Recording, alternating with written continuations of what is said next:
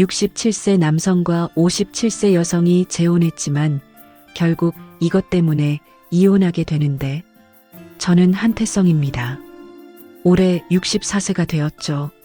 30년 넘게 소방관으로 일하다가 퇴직한 지 이제 1년이 지났습니다. 화재 현장에서 사람들을 구하던 그 시절이 그립긴 하지만 이제는 집에서 혼자 시간을 보내고 있어요. 아내가 세상을 떠난 지 벌써 2년이 지났습니다. 처음엔 괜찮을 줄 알았는데 시간이 갈수록 집이 더 조용해지는 것 같아요. 아침에 눈을 뜨면 옆자리에 아무도 없고 베개 하나만 덩그러니 놓여 있죠. 습관적으로 옆을 돌아보지만 차가운 이불만 만져집니다. 아침밥을 먹을 때도 혼자예요. 예전엔 아내가 미역국을 끓여주곤 했는데 이제는 간단한 라면이나 김치찌개로 때우고 있습니다. 식탁에 앉으면 의자 하나만 사용하게 되고 반찬도 하나씩만 덜어놓게 되죠. 텔레비전 소리가 집안의 적막함을 달래주는 유일한 친구가 되었어요. 점심시간이 되어도 특별할 게 없습니다. 근처 식당에 가서 혼밥을 하거나 집에서 컵라면을 끓여 먹어요. 가끔 식당에서 가족들이 함께 밥을 먹는 모습을 보면 부러워집니다. 웃음소리와 대화가 오가는 테이블을 바라보면서 나도 저런 시간이 있었는데 하는 생각이 들죠. 밤이 되면 정말 힘듭니다. 잠이 오지 않아서 이불을 덮고 누워도 천장만 계속 바라보게 되더라고요. 에어컨 돌아가는 소리, 시계 째깍거리는 소리만 들립니다. 소방관 시절 구하지 못했던 사람들의 얼굴이 자꾸 떠올라요. 5층 화재에서 미처 구조하지 못한 할머니, 공장 폭발 사고에서 뒤늦게 발견된 작업자의 모습이 선명하게 기억납니다. 아내에 대한 그리움도 밤마다 찾아와요. 함께 보던 드라마 재방송이 나오면 괜히 눈물이 납니다. 아내가 좋아하던 트로트 음악이 라디오에서 흘러나오면 급하게 채널을 돌려버리죠. 새벽 3시, 4시까지 뒤척이다가 겨우 잠이 드는 날이 대부분입니다. 요즘엔 손이 자주 떨려요. 아침에 커피잔을 들 때 미세하게 흔들리고 신문을 펼칠 때도 종이가 바스락거립니다. 면도할 때는 더 조심스러워졌어요. 거울 속 내 모습이 예전 같지 않다는 걸 느끼죠. 나이가 들어서 그런 거겠지만 혼자 있을 때 이런 변화를 마주하니까 더욱 서글퍼집니다. 같은 동네에 살고 있는 장미라 씨도 비슷한 상황이었습니다. 미라 씨는 57세인데 시장 입구에서 떡집을 운영하고 있어요. 이혼을 하고 나서 딸 하나를 혼자 키우며 살아가고 있죠. 남편과 헤어진 이유는 잘 모르지만 혼자서 아이를 키우는 게 쉽지 않았을 거예요. 미라 씨는 매일 새벽 4시에 일어납니다. 알람 시계가 울리면 몸이 무거워도 벌떡 일어나요. 찬 바닥에 발을 디디면서 하루를 시작하죠. 세수를 하고 간단히 옷을 갈아입은 뒤 떡집으로 향합니다. 아직 어둠이 가시지 않은 새벽길을 혼자 걸어가는 뒷모습이 쓸쓸해 보이기도 해요. 떡집에 도착하면 찹쌀을 불리고 팥을 삶고 반죽을 하는 일이 시작됩니다. 손목이 아프고 어깨가 결려도 쉴 수 없어요. 찜기에서 하얀 김이 올라오면 떡이 익었다는 신호죠. 하나하나 정성스럽게 꺼내서 식히고 예쁘게 모양을 잡습니다. 손님들이 와서 맛있다고 칭찬해주면 그때만큼은 기분이 좋아져요. 하지만 미라 씨도 밤이 되면 혼자입니다. 딸은 서울에 있는 대학교 기숙사에서 지내고 주말에만 가끔 집에 와요. 좁은 아파트에서 혼자 저녁을 준비하고 혼자 밥을 먹고 혼자 설거지를 합니다. 딸과 전화 통화를 할 때만 집안에 웃음소리가 들리죠. 미라 씨는 밤마다 거실 소파에 앉아서 창밖을 바라봅니다. 아파트 불빛들이 하나씩 꺼져가는 모습을 보면서 생각에 잠겨요. 이혼할 때의 아픈 기억들이 떠오르죠. 남편과 크게 싸우던 날, 딸 앞에서 눈물을 참던 순간들, 혼자서 모든 걸 결정해야 했던 두려움이 다시 밀려옵니다. 그래도 미라 씨는 포기하지 않습니다. 딸 앞에서는 늘 밝은 모습이어야 한다고 생각해요. 손님들에게도 웃으면서 인사하고 힘든 내색은 하지 않으려고 노력하죠.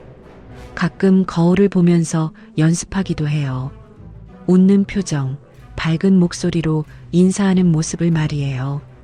저와 미라 씨는 같은 아파트 단지에 살고 있었지만 서로의 존재를 전혀 몰랐습니다. 저는 주로 밤늦게 산책을 하고 미라 씨는 새벽 일찍 떡집으로 나가니까 생활 패턴이 완전히 달랐거든요. 엘리베이터에서 마주쳤을 수도 있지만 기억에 남지 않았어요. 우리는 각자의 외로움 속에서 하루하루를 버텨나가고 있었습니다. 어떤 날은 정말 막막했어요. 이렇게 혼자 살아가는 게 맞나 싶기도 하고 앞으로 몇 년을 더 이런 식으로 보내야 할까 싶기도 했습니다.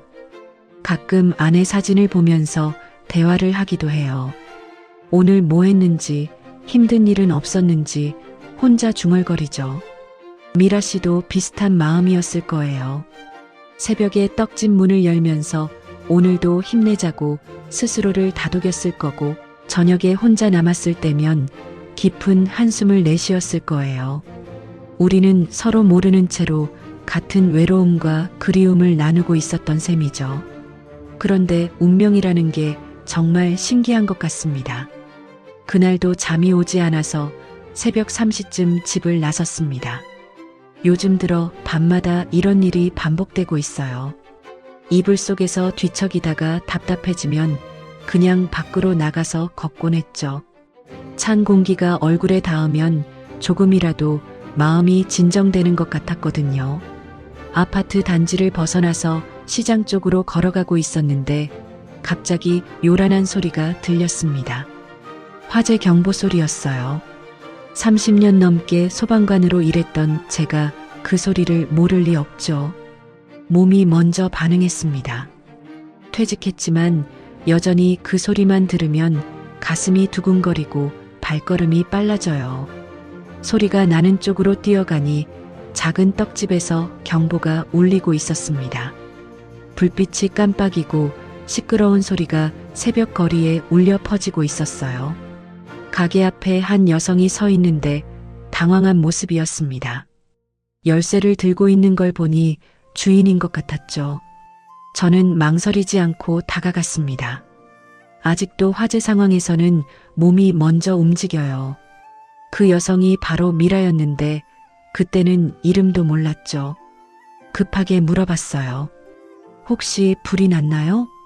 안전한 곳으로 피해야 합니다. 미라는 깜짝 놀란 표정으로 저를 쳐다봤어요. 새벽에 갑자기 나타난 낯선 남자를 보고 무서워할 수도 있었는데 제가 진심으로 걱정하는 모습을 본 건지 금세 안심하는 것 같았습니다. 아니에요. 불은 안 났는데 경보가 계속 울려서 어떻게 해야 할지 모르겠어요. 처음 있는 일이라서요. 미라의 목소리가 떨리고 있었어요. 새벽 4시에 혼자서 이런 일을 겪으니 얼마나 당황스러웠을까 싶었습니다. 저는 경보장치를 살펴보면서 말했죠. 괜찮아요. 오작동인 것 같네요. 제가 좀 봐드릴게요.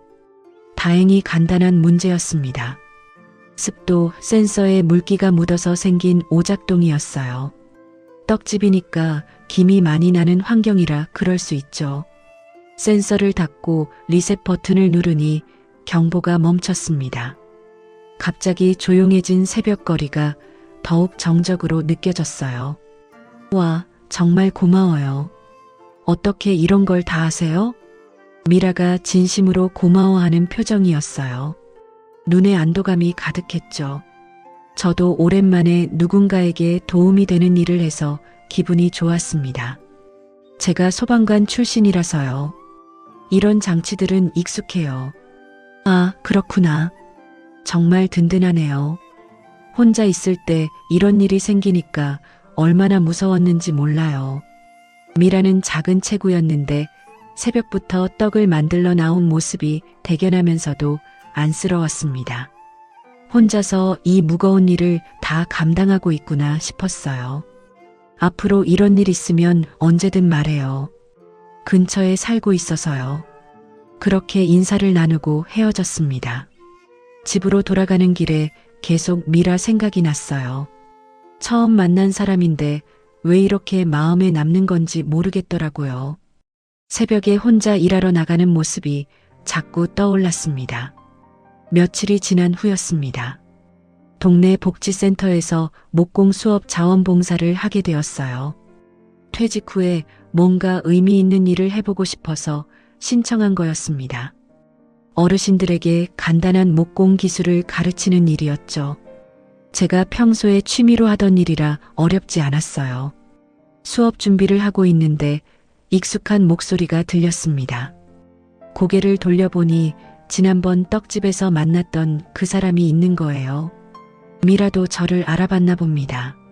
놀란 표정으로 저를 쳐다보더니 웃으면서 손을 흔들어 주더라고요. 어머, 그때 도움 주신 분이시네요. 여기서 보니까 신기하네요. 미라는 목공 수업 수강생 중 한 명이었습니다. 떡집 일만 하다가 새로운 취미를 배워보고 싶어서 신청했다고 하더라고요. 손재주가 좋아서 다른 사람들보다 금세 요령을 터득했어요. 수업이 시작되고 저는 각 테이블을 돌아다니며 도움을 드렸습니다. 미라 테이블에 갔을 때 조심스럽게 물어봤어요. 떡집 일은 괜찮아요? 그 후로 경보 문제는 없었고요. 네, 덕분에 잘 사용하고 있어요.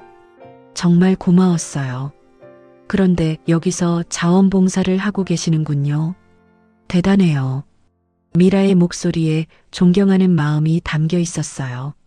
저도 모르게 어깨가 으쓱해졌습니다. 오랜만에 누군가에게 인정받는 기분이었거든요. 그냥 집에만 있으니까 답답해서요. 이렇게 나와서 사람들과 만나니까 좋네요. 맞아요. 저도 떡집 일만 하다가 이런 수업 들으니까 기분 전환이 돼요. 새로운 걸 배우는 재미도 있고요. 대화를 나누면서 미라가 참 성실한 사람이라는 걸 알게 되었습니다. 목공 수업도 진지하게 임하고 모르는 것 있으면 꼼꼼히 물어보더라고요. 집중해서 작업하는 모습이 인상적이었어요. 수업이 끝나고 정리를 하는데 미라가 도와주었습니다. 다른 수강생들은 다 갔는데 혼자 남아서 도구들을 정리해 주더라고요. 안 그래도 되는데요. 제가 할 일인데. 괜찮아요. 저도 일찍 끝났거든요. 그리고 선생님이 열심히 가르쳐 주셔서 이 정도는 해야죠. 그때 미라의 배려심을 느꼈습니다. 남을 먼저 생각하는 마음이 자연스럽게 드러나더라고요. 함께 정리를 하면서 이런저런 이야기를 나눴어요. 평범한 일상 얘기였지만 오랜만에 누군가와 편하게 대화하니까 기분이 좋았습니다. 다음 주에도 와요? 네, 물론이죠. 재미있어서요. 선생님도 계속 오시는 거죠? 그럼요. 여기 오면 보람도 느끼고 좋아요. 그렇게 두 번째 만남이 끝났습니다. 집으로 돌아가는 길에 또 미라 생각이 났어요. 이상하게 마음이 따뜻해지는 기분이었습니다. 오랜만에 누군가와 자연스럽게 대화한 것 같았거든요. 같은 동네에 이런 사람이 살고 있었구나 싶으면서 다음 주가 기대되기 시작했죠. 목공 수업이 계속되면서 미라와 자연스럽게 대화를 나누는 일이 많아졌습니다. 처음엔 수업에 관한 이야기만 했는데 점점 일상적인 얘기들을 하게 되더라고요. 미라가 떡집에서 있었던 재미있는 손님 이야기를 해주거나 제가 소방관 시절 경험담을 들려주기도 했어요. 어느 날 수업이 끝나고 미라가 조심스럽게 말했습니다. 혹시 시간 되면 근처 카페에서 차 한잔 할까요? 오늘 수업이 일찍 끝나서요. 저도 특별히 할 일이 없었고 무엇보다 미라와 더 이야기하고 싶었어요. 복지센터 근처에 작은 카페가 하나 있었는데 조용하고 분위기가 좋았습니다. 카페에 앉아서 커피를 주문하고 나니 좀 더 편한 분위기가 되었어요. 수업 때와는 달리 다른 사람들의 시선을 신경 쓸 필요가 없어서 그런지 대화도 더 자유로워졌습니다. 떡집 일이 많이 힘들죠? 새벽부터 시작해야 하니까. 처음엔 힘들었는데 이제는 익숙해졌어요. 오히려 새벽 시간이 조용해서 좋아요. 생각할 시간도 있고요. 미라가 커피잔을 두 손으로 감싸며 말했어요. 작은 손이 따뜻해 보이더라고요. 혼자 하시는 게 쉽지 않을 텐데요. 가족들은 어떻게 생각하나요? 딸이 하나 있는데 대학생이에요. 처음엔 걱정했지만 이제는 응원해줘요. 엄마가 열심히 사는 모습을 보여주고 싶거든요. 미라의 눈에 딸에 대한 사랑이 가득했어요. 혼자서 아이를 키우면서 얼마나 많은 어려움이 있었을까 싶었습니다. 저도 제 이야기를 했어요. 저도 자식들이 있는데 다들 바빠서 자주 못 봐요. 아내 없이 지내는 게 생각보다 외로워요. 많이 그리우시겠어요. 오래 함께 사셨으니까요. 미라가 조심스럽게 말했어요. 상처를 건드리지 않으려고 신경 쓰는 게 느껴졌습니다. 그런 배려가 고마웠어요. 그래도 이렇게 새로운 사람들을 만나니까 좋네요. 목공 수업도 재미있고요. 저도요. 떡집 일만 하다가 다른 일을 배우니까 신선해요. 그리고 좋은 사람들도 만나고요. 미라가 미소를 지으며 저를 쳐다봤어요. 그 순간 가슴이 따뜻해지는 걸 느꼈습니다. 오랜만에 누군가와 이렇게 편하게 이야기하니까 행복했어요. 그렇게 1시간 정도 이야기를 나누고 헤어졌는데 집으로 가는 길 내내 기분이 좋았습니다. 미라와 대화하면서 제 마음도 한결 가벼워진 것 같았어요. 혼자 있을 때의 적막함이나 외로움이 조금씩 줄어드는 느낌이었죠. 며칠 후 다시 목공 수업이 있는 날이었습니다. 평소처럼 준비를 하고 있는데 복지센터 실장인 박정인이 들어왔어요. 정인이는 이 센터를 총괄하는 사람으로 가끔 수업에 참관하곤 했습니다. 태성 씨, 오늘도 수고 많으세요. 정인이가 반갑게 인사했어요. 사실 정인이와 저는 예전부터 알고 지낸 사이였습니다. 제가 소방관으로 일할 때 화재 예방 교육차 복지센터에 온 적이 있었거든요. 그때 처음 만났는데 서로 힘든 시기를 보내고 있을 때라 많은 이야기를 나눴었죠. 정인이는 당시 이혼 문제로 고생하고 있었고 저는 직장에서 스트레스가 많았을 때였어요. 술 한잔하면서 서로의 고민을 털어놓곤 했습니다. 그런 인연으로 지금도 가끔 연락하며 지내고 있었어요. 정인 씨도 안녕하세요. 오늘은 무슨 일로 오셨어요? 수업 진행 상황 좀 보려고요. 어르신들이 많이 좋아하신다고 들었어요. 정인이가 수업장을 둘러보다가 미라를 발견했어요. 그러더니 반갑다는 듯이 다가갔습니다. 어머, 미라시네요. 여기서 수업을 받고 계셨구나. 미라도 정인이를 알고 있는 것 같았어요. 놀란 표정으로 일어나서 인사했습니다. 정인 실장님, 안녕하세요. 여기서 뵈니까 반가워요. 상권 모임에서 자주 봤는데 목공 수업까지 받고 계시네요. 열심히 하시는구나. 정인이와 미라는 지역 상권 모임에서 알게 된 사이라고 했어요. 떡집도 시장 상인 모임에 참여하고 있었고 복지센터도 지역 상권과 연계 사업을 하다 보니 자연스럽게 알게 되었다는 거였죠. 그런데 정인이의 표정이 묘했어요. 저와 미라가 서로 아는 사이라는 걸 눈치챈 것 같더라고요. 태성 씨가 가르치는 수업이었구나. 두 분이 이미 아는 사이였나요? 아니에요. 여기서 처음 만났어요. 미라가 대답했는데 정인이의 미소가 미묘하게 변했어요. 뭔가 의미 있는 표정이었달까요? 그렇구나. 좋은 선생님을 만나셨네요. 태성 씨는 정말 실력 있고 성실한 분이에요. 정인이가 저를 칭찬하는데 왠지 어색했습니다. 평소 정인이의 말투와는 조금 달랐어요.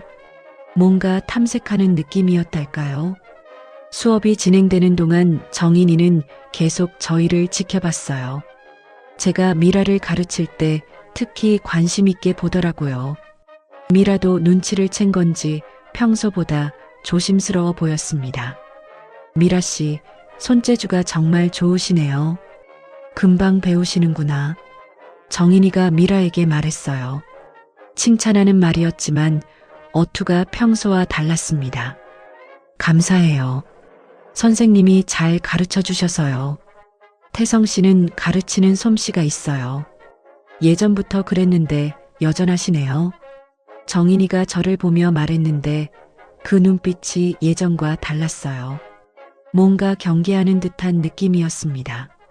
수업이 끝나고 정리를 할 때도 정인이는 계속 있었어요. 평소 같으면 일찍 자리를 뜨는데 그날은 달랐죠. 태성 씨, 잠깐 얘기 좀 할까요?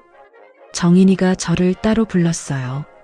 미라는 먼저 집에 간다고 인사하고 나갔습니다. 그때 정인이의 표정을 보니 뭔가 말하고 싶은 게 있는 것 같았어요. 요즘 어떻게 지내세요? 혼자 계시니까 외롭죠? 그럭저럭 지내고 있어요. 이렇게 봉사활동도 하고 있으니까요. 미라 씨하고는 언제부터 알고 지냈어요? 정인이가 직접적으로 물어봤어요. 그 질문에 뭔가 다른 의도가 담겨 있는 것 같았습니다. 얼마 전에 우연히 만났어요. 화재 경보 오작동 때문에요. 아, 그렇구나. 미라 씨도 혼자 사시니까 조심하셔야 할 텐데요. 정인이의 말에 묘한 뉘앙스가 있었어요. 경고하는 건지 아니면 다른 의미인지 알 수 없었습니다. 그날 이후로 정인이의 시선이 자꾸 신경 쓰였어요. 목공 수업에서 만난 지 한 달 정도가 지났을 때였습니다. 미라와 저는 자연스럽게 수업 후에 차를 마시거나 간단한 이야기를 나누는 사이가 되었어요. 그런데 어느 날 미라가 조심스럽게 제안을 했습니다. 혹시 시간 되시면 새벽에 떡집 일 좀 도와주실 수 있을까요? 요즘 주문이 많아져서 혼자 하기가 벅차거든요. 저는 망설이지 않고 대답했어요. 집에서 혼자 시간을 보내는 것보다 누군가와 함께 일하는 게 훨씬 좋겠다는 생각이 들었거든요. 물론이죠. 어차피 새벽에 잠도 안 오는데 좋은 일이네요. 다음 날부터 새벽 4시에 떡집으로 나가기 시작했습니다. 처음엔 어색했는데 며칠 지나니까 익숙해졌어요. 미라가 찹쌀을 불리고 반죽을 할 때 저는 찜기를 준비하고 불을 지폈습니다. 소방관 시절에 화재 안전에 대해 잘 알고 있어서 가스레인지 관리도 꼼꼼히 해주었죠. 정말 큰 도움이 돼요. 혼자 할 때는 이것저것 신경 쓸 게 너무 많았거든요. 미라가 고마워하는 모습을 보니 뿌듯했습니다. 오랜만에 누군가에게 필요한 사람이 된 기분이었어요. 손이 떨리는 증상도 일할 때는 덜 나타나더라고요. 집중하다 보니 그런 것들을 잊게 되는 것 같았습니다. 떡이 쪄지는 동안 우리는 자연스럽게 대화를 나눴어요. 새벽 시간이라 조용하고 아늑한 분위기였죠. 미라가 커피를 끓여주면 함께 마시면서 이런저런 이야기를 했습니다. 딸이 어릴 때는 이 시간에도 깨서 보챘었는데 지금 생각해보니 그때가 더 좋았던 것 같아요. 자식들이 다 크고 나면 그런 생각이 들죠. 저도 애들이 어릴 때는 힘들다고만 생각했는데 지금은 그때가 그리워요. 서로의 추억을 나누면서 점점 가까워지는 걸 느꼈어요. 미라도 처음보다 훨씬 편해하는 것 같았습니다. 웃음소리도 많아지고 농담도 주고받게 되었죠. 일주일이 지나자 우리는 완전히 호흡이 맞았어요. 제가 찜기에서 떡을 꺼내면 미라가 받아서 식히고 저는 다음 찜기를 준비하는 식으로 척척 진행되었습니다. 마치 오랫동안 함께 일해온 것처럼 자연스러웠어요. 오늘은 장 보는 날이에요. 혹시 시간 되면 같이 가실래요? 미라가 제안했어요. 떡집 재료를 사러 전통시장에 가는 날이었는데 혼자 가기엔 짐이 너무 많다고 하더라고요. 좋죠. 저도 오랜만에 시장 구경해보고 싶었어요. 전통시장에 함께 간 날이 특별히 기억에 남습니다. 미라가 각 가게를 돌아다니며 재료를 고르는 모습이 프로답더라고요. 찹쌀의 품질을 보는 눈이며 팥의 상태를 확인하는 손길이 정말 숙련되어 있었습니다. 이 찹쌀이 제일 좋아요. 윤기가 나고 알이 고르거든요.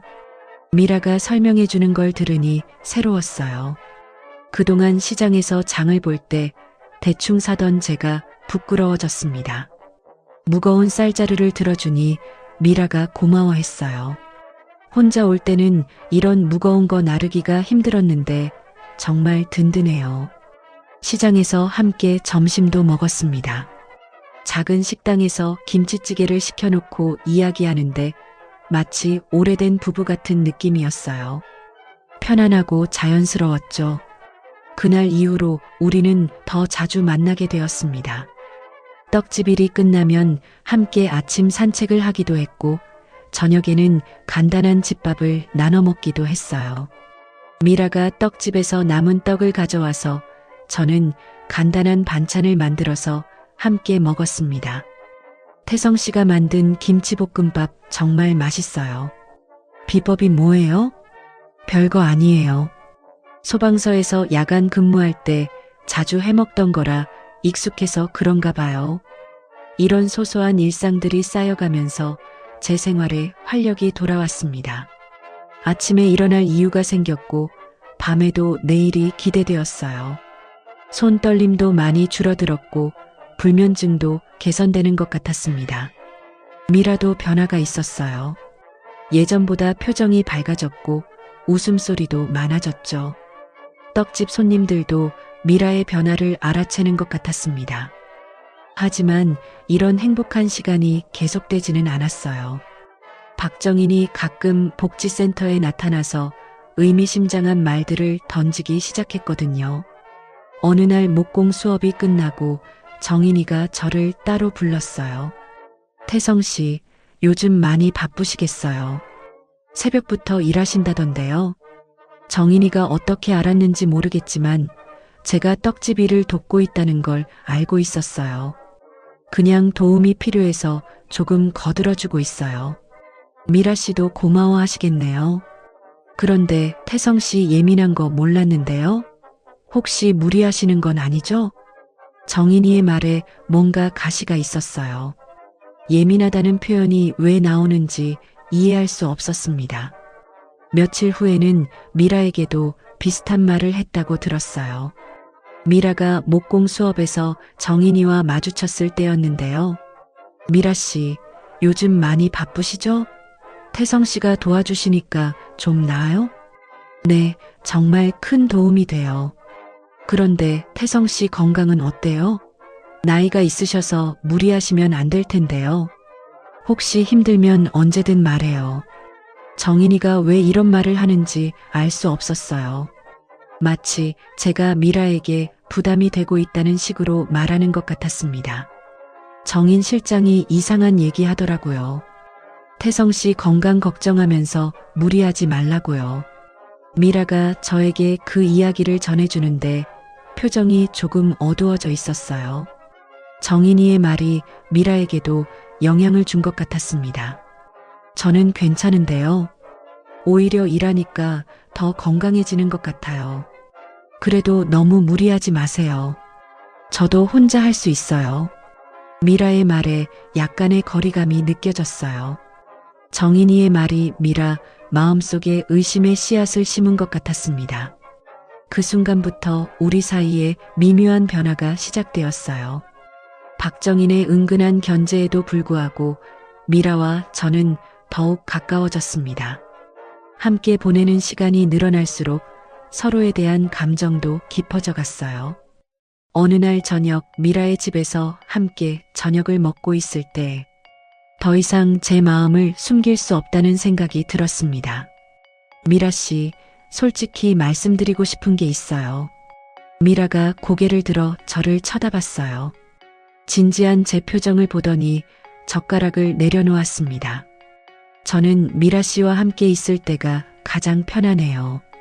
아내가 세상을 떠난 후로 이런 마음을 느껴본 적이 없었거든요. 말을 하면서도 가슴이 두근거렸어요. 64세가 되어서 이런 고백을 하게 될 줄은 꿈에도 몰랐습니다. 혹시 부담스러우시면? 아니에요. 미라가 제 말을 가로막았어요. 눈에 눈물이 맺혀 있었습니다.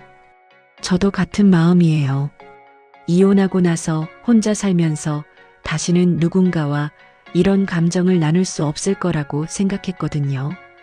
태성 씨와 있으면 마음이 따뜻해져요. 그 순간 미라의 손을 잡았어요. 작고 따뜻한 손이 제 큰 손 안에 쏙 들어왔습니다. 두 사람 다 말없이 서로를 바라보다가 함께 웃었어요. 너무나 자연스럽고 당연한 일처럼 느껴졌거든요. 하지만 우리에게는 해결해야 할 문제가 있었습니다. 바로 가족들이었어요. 저는 성인이 된 자녀 둘이 있었고 미라에게는 대학생 딸이 있었거든요. 먼저 제 아이들에게 이야기했습니다. 큰아들과 작은 딸을 불러서 식당에서 만났어요. 아버지가 할 말이 있다. 무슨 일이세요? 표정이 심각한데요. 큰아들이 걱정스럽게 물어봤어요. 딸도 긴장한 모습이었습니다. 좋은 사람을 만났다. 재혼을 생각하고 있어. 순간 아이들의 표정이 굳어졌어요. 예상했던 반응이었습니다. 아버지, 갑자기 무슨 소리세요? 딸이 당황해서 말했어요. 큰아들도 말문이 막힌 듯 아무 말이 없었습니다.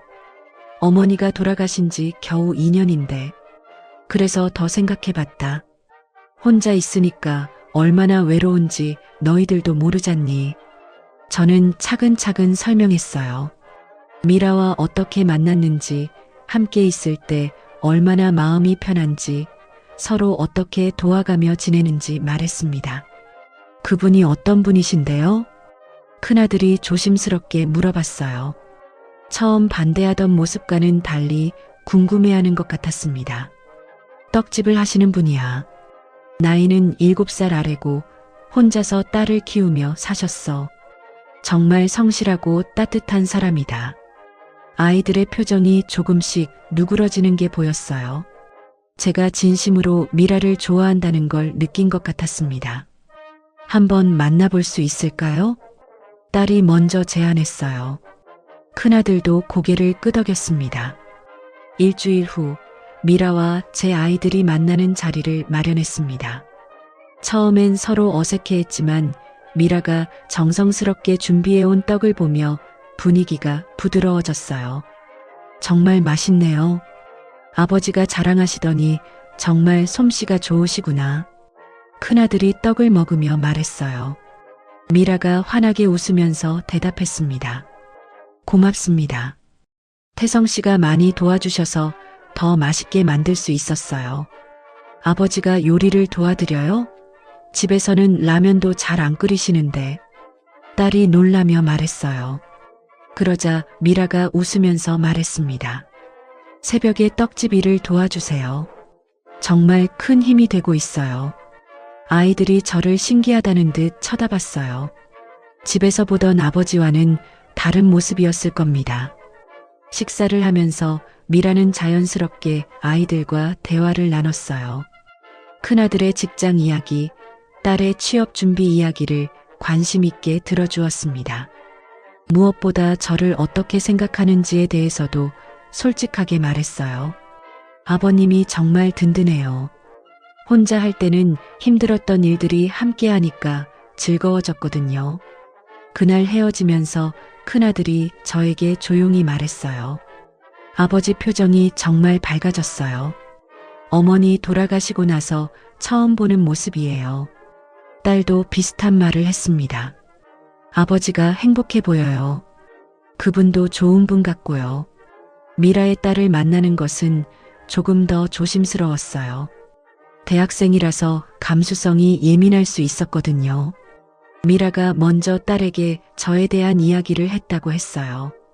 엄마, 정말 재혼하실 거예요? 딸이 직접적으로 물어봤다고 하더라고요. 미라는 솔직하게 대답했답니다. 그런 마음이 있어. 혼자 지내는 게 얼마나 외로운지 너도 알잖니. 아직 어린데. 너도 이제 성인이고 나도 내 인생을 생각해야 할 나이야. 처음에 딸은 복잡한 마음이었다고 해요. 어머니의 재혼을 쉽게 받아들이기 어려웠던 것 같습니다. 하지만 미라와 함께 있을 때 제 모습을 보면서 생각이 바뀌었대요. 엄마가 정말 많이 웃으세요. 예전에는 혼자 있을 때 울먹이는 걸 가끔 봤거든요. 딸이 미라에게 말했어요. 태성 아저씨가 엄마를 행복하게 해주시는 것 같아요. 엄마가 웃으니까 저도 좋네요. 그 말을 들었을 때 정말 고마웠어요. 젊은 나이에 어머니의 마음을 이해해주는 딸이 대견했습니다. 몇 달간의 만남을 거쳐 우리는 재혼을 결정했어요. 큰 결혼식은 하지 않기로 했습니다. 대신 가족들과 가까운 지인들만 초대해서 조용한 식사 자리를 마련했어요. 결혼식 당일 미라는 수수한 한복을 입고 있었습니다. 화려하지 않지만 정말 아름다워 보였어요. 저도 정장을 차려입고 미라 옆에 섰을 때 가슴이 벅찼습니다. 이제 정말 가족이 되었네요. 미라가 조용히 말했어요. 제 손을 꼭 잡으면서요. 앞으로 함께 행복하게 살아요. 제가 대답하자 미라가 환하게 웃었습니다. 그 웃음을 보는 순간 모든 게 완벽하다는 생각이 들었어요.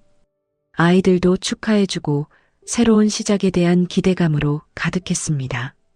그때는 이 행복이 영원히 계속될 거라고 믿었거든요. 재혼 후 처음 몇 달은 정말 행복했습니다. 미라와 함께 생활하면서 오랜만에 집이 따뜻하게 느껴졌어요. 아침에 눈을 뜨면 옆에 누군가 있다는 사실만으로도 기분이 좋았죠. 미라도 밝은 표정으로 하루를 시작하곤 했습니다. 하지만 이런 행복한 시간이 그리 오래가지는 못했어요. 결혼한 지 석 달쯤 지났을 때부터 예전의 문제들이 다시 나타나기 시작했거든요. 밤에 잠이 오지 않는 증상이 심해졌습니다. 아내와 함께 살 때도 불면증이 있었지만 미라와 함께 지내면서 더욱 심각해진 것 같았어요. 옆에서 미라가 편안하게 잠들어 있는데 저만 천장을 바라보며 뒤척이게 되었습니다. 처음엔 조심스럽게 몸을 돌리려고 했어요. 미라를 깨우면 안 된다는 생각에 최대한 조용히 움직였죠. 하지만 밤새 뒤척이다 보니 이불이 자꾸 움직이고 매트리스도 미세하게 흔들렸어요. 더 큰 문제는 손 떨림이었습니다. 예전에도 가끔 있던 증상인데 스트레스를 받거나 긴장하면 더 심해지더라고요. 밤중에 물을 마시려고 컵을 들 때도 손이 떨려서 물소리가 났어요. 아무리 조심해도 컵이 흔들리는 소리를 숨길 수가 없었습니다. 잠깐만 물 좀 마실게. 조용히 일어나서 부엌에 가려고 해도 발소리를 완전히 없앨 수는 없었어요. 그러면 미라가 잠결에 뒤척이는 소리가 들렸습니다. 깨웠나 싶어서 더 조심스러워졌죠. 헛기침도 자주 나왔어요. 목이 마르거나 답답할 때 나오는 기침인데 밤중에 조용할 때 나는 기침 소리가 생각보다 크더라고요. 참으려고 해도 자꾸 나와서 결국 화장실에 가서 기침을 해야 했습니다. 가장 심각한 건 몸을 갑자기 움찔하는 증상이었어요. 잠들기 직전에 몸이 순간적으로 경직되면서 움찔하는 거예요. 마치 높은 곳에서 떨어지는 꿈을 꾸다가 깨는 것 같은 느낌이었습니다. 그럴 때마다 침대가 흔들리고 미라가 깼어요. 괜찮아요? 미라가 잠결에 물어보면 저는 괜찮다고 대답했지만 사실 제 자신도 왜 이런 증상이 나타나는지 모르겠었어요. 나이가 들어서 그런 건지 아니면 다른 문제가 있는 건지 불안했습니다. 미라도 처음엔 이해해 주려고 했어요. 연세가 있으니까 그럴 수 있어요. 괜찮아요라고 말해 주었죠. 하지만 날이 갈수록 미라의 잠이 부족해지는 게 눈에 보였어요. 미라는 새벽 4시에 일어나서 떡집에 가야 했는데 밤에 제 때문에 자주 깨다 보니 수면이 부족했습니다. 아침에 일어날 때 얼굴이 피곤해 보였고 눈 밑에 다크서클도 생겼어요. 미안해요. 제가 자꾸 깨워서. 아니에요. 괜찮아요. 미라는 괜찮다고 말했지만 표정에서 피로가 느껴졌어요. 떡집에서 일할 때도 평소보다 지쳐 보였습니다. 제가 일을 도와주려고 해도 괜찮아요. 쉬세요라고 말하면서 혼자 하려고 했어요. 한 달 정도 이런 상황이 계속되었을 때 미라가 조심스럽게 말을 꺼냈습니다. 그날도 새벽 3시쯤 제가 헛기침을 하면서 미라를 깨웠을 때였어요. 태성 씨, 미안해요. 또 깨웠네요. 아니에요. 그런데 혹시 병원에 가보시는 게 어떨까요? 미라의 목소리가 조심스러웠어요. 제가 상처받을까봐 걱정하는 마음이 느껴졌죠. 병원요? 네. 불면증이나 손 떨림 같은 건 치료할 수 있을 것 같은데요. 전문의한테 한번 보시면. 그 순간 머리가 뜨거워졌어요. 미라가 저를 환자 취급한다는 생각이 들었거든요. 64세가 되어서 아내에게 병원에 가라는 말을 듣는다는 게 자존심이 상했습니다.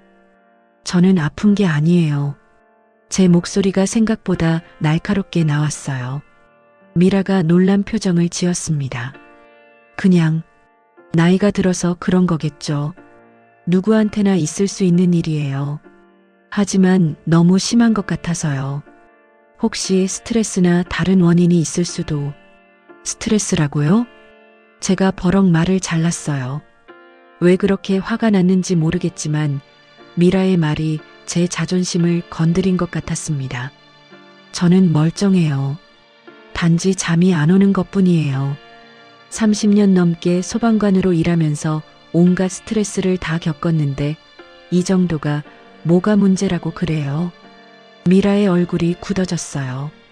제가 예상보다 강하게 반응해서 당황한 것 같았습니다. 죄송해요. 그냥 걱정돼서 그런 거였어요.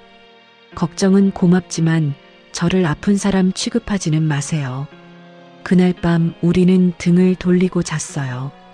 침묵이 흘렀고 둘 다 잠들기 어려웠습니다. 저는 미라에게 화를 낸 것이 후회되었지만 먼저 사과하기도 어색했어요. 다음 날 아침 미라는 평소보다 일찍 떡집에 나갔습니다. 저도 따라가려고 했지만 미라가 말했어요. 오늘은 혼자 할게요. 태성 씨는 좀 쉬세요. 그 말에 더 기분이 나빠졌어요. 제가 도움이 안 된다는 뜻으로 들렸거든요. 아니면 제가 부담스럽다는 의미일 수도 있었고요.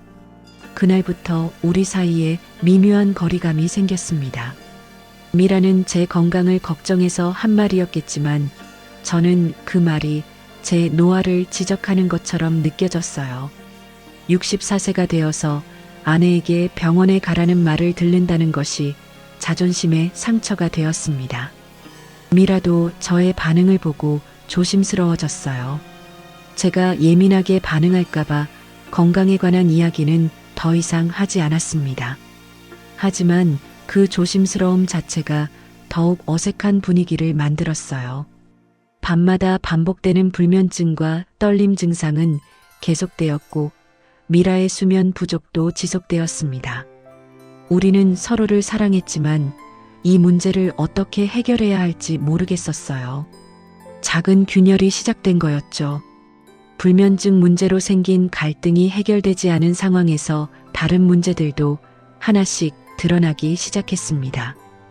결혼 전에는 몰랐던 생활 습관의 차이가 점점 부담스러워졌어요. 가장 큰 문제는 아침 시간이었습니다. 미라는 새벽 4시에 일어나서 떡집 준비를 해야 했는데 저는 조용한 아침을 원했거든요. 아내와 살 때는 아침에 조용히 커피 한 잔 마시며 신문을 보는 게 일과였는데 미라와 함께 살면서는 그런 여유를 찾기 어려웠어요. 미라가 새벽에 일어나면 세수하는 소리, 옷장에서 옷을 꺼내는 소리, 부엌에서 간단히 요기하는 소리가 모두 들렸습니다. 아무리 조용히 하려고 해도 완전히 소음을 없앨 수는 없었거든요. 미안해요. 깨웠나요? 미라가 조심스럽게 물어보면 저는 괜찮다고 대답했지만 사실 잠에서 깬 후로는 다시 잠들기가 어려웠어요. 그러면 하루 종일 컨디션이 좋지 않았죠. 미라가 떡집에 나간 후에도 문제였습니다. 저도 도와주러 가곤 했는데 떡집에서는 계속 소음이 났어요. 찜기에서 나는 김소리, 반죽기 돌아가는 소리, 냉장고 문 여닫는 소리까지 모든 게 시끄럽게 느껴졌습니다. 찜기 소리가 좀 크네요. 제가 중얼거리면 미라가 민망해했어요. 원래 이래요. 떡을 쪄야 하니까 어쩔 수 없어요. 미라의 대답에 짜증이 났지만 참았습니다. 미라의 일이니까 이해해야 한다고 생각했거든요. 하지만 매일 반복되다 보니 스트레스가 쌓였어요. 음식 취향도 달랐습니다. 저는 담백한 음식을 좋아했는데 미라는 조금 짜고 매운 음식을 선호했어요. 미라가 해주는 음식이 제 입맛에 맞지 않을 때가 많았죠. 간이 좀 센 것 같은데요. 제가 원래 짜게 먹는 편이에요. 다음엔 덜 짜게 할게요. 미라가 맞춰주려고 노력했지만 그런 배려 자체가 부담스러웠어요. 서로 자연스럽지 못하고 억지로 맞춰가는 느낌이었거든요. 생활 리듬도 완전히 달랐습니다. 미라는 새벽부터 일하고 저녁 8시면 잠자리에 들었는데 저는 밤 11시나 12시까지는 깨어있는 편이었어요. 저녁 시간에 함께 보낼 수 있는 시간이 별로 없었죠. 먼저 주무세요. 저는 조금 더 있다가 들어갈게요. 네, 그러세요. 미라가 먼저 잠자리에 들고 나면 저는 거실에 혼자 남았어요. 결혼 전 혼자 있을 때와 비슷한 외로움이 느껴졌습니다. 함께 살지만 함께 있지 못하는 기분이었달까요? 이런 상황이 몇 주 계속되면서 서로 지치기 시작했어요. 미라도 제가 불편해하는 걸 눈치채고 있었고 저도 미라에게 부담을 주고 있다는 걸 알고 있었습니다. 그런 때 박정인이 다시 나타났어요. 복지센터 목공 수업이 있는 날 정인이 미라와 따로 이야기하는 모습을 봤습니다. 미라 씨, 요즘 어때요? 많이 바빠 보이시던데요. 괜찮아요. 그냥 적응하려고 노력하고 있어요. 적응이요? 뭔가 힘든 일이 있나요? 정인이가 관심 있다는 듯 물어봤어요. 미라는 처음엔 괜찮다고 했지만 정인이 계속 물어보자 조금씩 털어놨나 봅니다. 사실 생활 패턴이 많이 달라서요. 서로 맞춰가려고 하는데 쉽지 않네요. 그럴 수밖에 없어요. 태성 씨, 생각보다 예민하더라고요. 예전에도 그런 면이 있었거든요. 정인이의 말에 미라가 놀란 표정을 지었어요. 예민하다고요? 네. 소방관 시절에도 신경질적인 면이 있었어요. 완벽주의 성향이 강해서 작은 것도 신경 쓰거든요. 미라 씨가 너무 맞춰주려고 하지 마세요. 그러다가 미라 씨만 힘들어져요. 정인이가 뭔가 조언하는 듯한 말을 했어요. 하지만 그 말이 미라 마음에 의심을 심은 것 같았습니다. 그날 저녁 미라가 평소보다 조심스러워하는 게 느껴졌어요. 며칠 후에는 정인이 저에게도 비슷한 말을 했습니다. 태성 씨, 요즘 많이 바쁘시죠? 떡집 일까지 도와주시고. 그냥 도울 일이 있어서 돕고 있어요. 미라 씨 떡집 일이 생각보다 힘들죠? 새벽부터 저녁까지 계속 일해야 하고. 정인이가 무심한 듯 말했어요. 당신 나이에는 좀 과한 거 아닐까요? 무리하시면 건강에 안 좋을 텐데요. 저는 괜찮은데요. 괜찮으시긴 하겠지만 미라 씨도 부담스러워할 수도 있어요. 혹시 도움이 안 될까봐 말은 못 하시겠지만요. 정인이의 말이 제 마음을 흔들었어요. 정말 미라에게 부담이 되고 있는 건 아닐까 하는 생각이 들었거든요. 그동안 미라가 제 도움을 고마워한다고 생각했는데 사실은 부담스러워하고 있었던 건 아닐까요? 그날 밤 떡집에서 돌아와서 미라에게 물어봤어요. 제가 떡집 일 돕는 게 부담되지 않아요? 왜 갑자기 그런 말씀을 하세요? 혹시 제가 있으면 일하기 불편하거나 그런 건 아닌가 해서요. 미라가 잠시 말을 멈췄어요. 그 짧은 침묵이 저에게는 답처럼 느껴졌습니다. 아니에요. 도움이 많이 돼요. 미라가 대답했지만 평소보다 확신이 없어 보였어요. 정인이의 말이 미라에게도 영향을 준 것 같았습니다. 그때부터 서로 더 조심스러워졌어요. 미라는 제가 예민하게 반응할까봐 걱정했고, 저는 미라에게 부담이 될까봐 눈치를 봤습니다. 자연스럽게 지내던 관계가 어색해지기 시작했어요. 아침에 미라가 일어날 때 제가 잠에서 깨면 괜찮다고 말하면서도 표정이 피곤해 보였고, 저는 떡집 일을 도와주면서도 혹시 방해가 되는 건 아닌지 계속 신경이 쓰였습니다. 정인이의 말들이 우리 관계에 독처럼 퍼져나갔어요.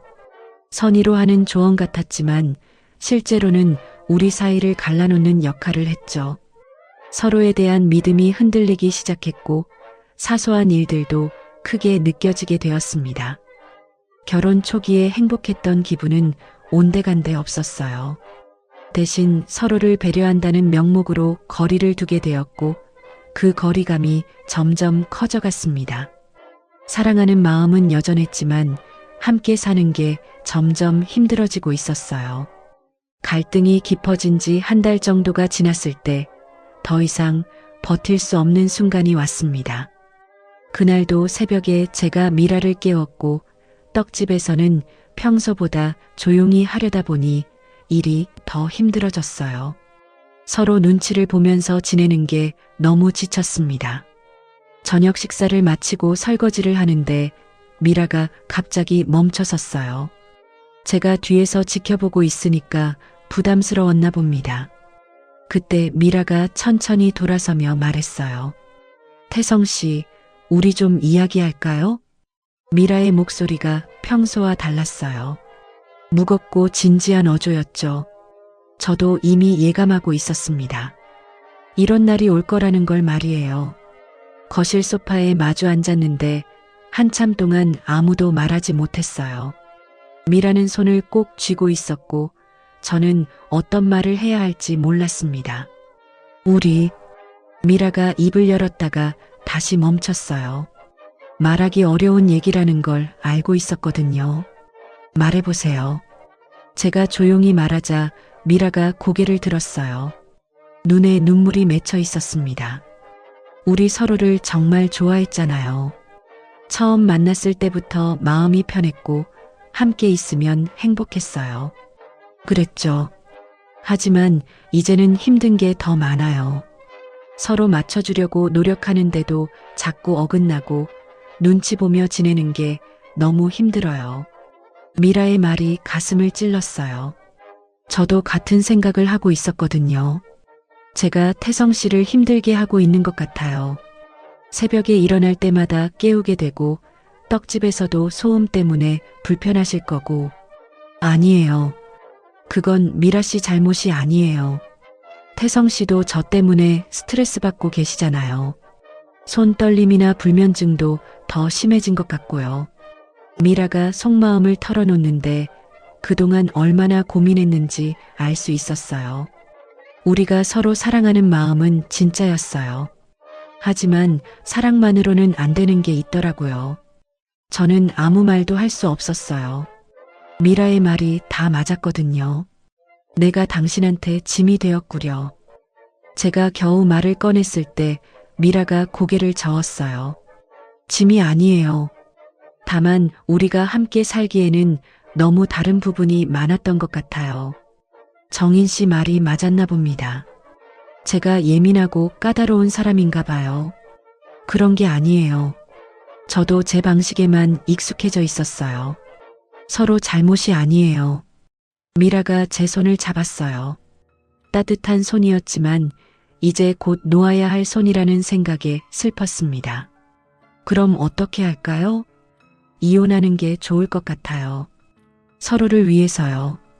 미라의 말에 가슴이 무너지는 것 같았지만 동시에 안도감도 느껴졌어요. 더 이상 서로를 힘들게 하지 않아도 된다는 생각이 들었거든요. 미안해요, 미라 씨. 제가 더 노력했어야 했는데. 아니에요. 저도 마찬가지예요. 우리 둘 다 최선을 다했어요. 그날 밤 우리는 마지막으로 함께 시간을 보냈습니다. 서로를 원망하지 않았고 오히려 그동안의 좋은 기억들을 이야기했어요. 처음 만났던 날, 함께 시장에 갔던 날, 행복했던 순간들을 되짚어보며 작별 인사를 나눴습니다. 며칠 후 이혼 절차를 밟았어요. 복잡한 과정은 없었습니다. 서로 합의하에 조용히 마무리했죠. 미라는 다시 원래 살던 아파트로 돌아갔고 저는 혼자 남게 되었습니다. 처음 며칠은 정말 힘들었어요. 다시 혼자가 된다는 현실이 받아들여지지 않았습니다. 하지만 시간이 지나면서 조금씩 받아들이게 되었어요. 한 달 정도 지났을 때 박정인이 연락을 했습니다.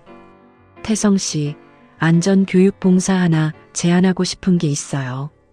정인의 제안은 복지센터에서 지역 주민들을 대상으로 화재 예방과 안전교육을 하는 거였어요. 제 전문 분야였고 오랜만에 제 경험을 활용할 수 있는 일이었습니다. 한번 해볼게요. 첫 강의를 했을 때의 기분을 잊을 수가 없어요. 30명 정도의 주민들이 제 말에 귀 기울이고 질문하고 고마워하는 모습을 보니까 뿌듯했습니다. 오랜만에 누군가에게 진짜 필요한 사람이 된 기분이었어요. 선생님 덕분에 우리 집 화재 경보기 점검할 수 있었어요. 가스레인지 안전사용법 정말 도움됐어요. 주민들의 고마운 말을 들으며 새로운 보람을 찾았습니다. 결혼 생활에서는 실패했지만 이렇게 다른 방식으로 사람들에게 도움을 줄 수 있다는 걸 깨달았어요. 미라도 변화가 있었다고 들었습니다. 다시 혼자 살게 되면서 처음에는 힘들어했지만 점차 자신만의 리듬을 되찾았대요. 떡집 일도 예전처럼 자유롭게 할 수 있게 되었고 딸과도 더 많은 시간을 보내고 있다고 했습니다. 가끔 시장에서 우연히 마주칠 때가 있어요. 서로 어색하지 않게 인사하고 안부를 물어봅니다. 원망하는 마음은 전혀 없어요. 오히려 서로가 각자의 자리에서 잘 지내고 있다는 게 다행스럽습니다. 태성 씨도 건강하게 잘 지내시는 것 같아서 다행이에요. 미라 씨도 밝아 보이시네요. 떡집은 잘 되고 있고요. 네, 딸이 방학 때 와서 도와주기도 해요. 이런 대화를 나누면서 깨달았어요. 사랑에는 여러 가지 형태가 있다는 걸 말이에요. 함께 살며 매일 얼굴을 보는 사랑도 있지만 멀리서 서로의 행복을 빌어주는 사랑도 있다는 걸 배웠습니다. 지금 저는 일주일에 3번 안전교육을 하고 목공 수업 봉사도 계속하고 있어요. 손떨림이나 불면증도 많이 좋아졌습니다. 스트레스가 줄어서 그런 것 같아요.